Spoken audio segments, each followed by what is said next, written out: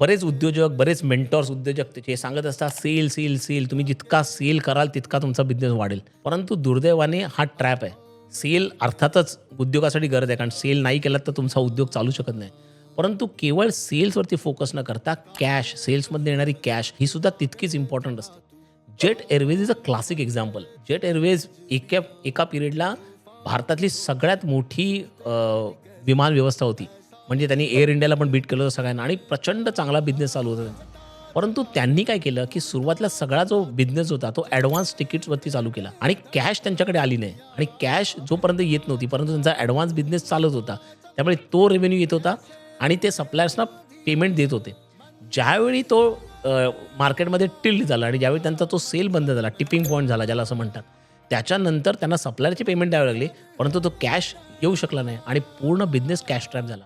आणि म्हणून जेट एअरवेजसारखी मोठी कंपनीसुद्धा डबघाईला आली.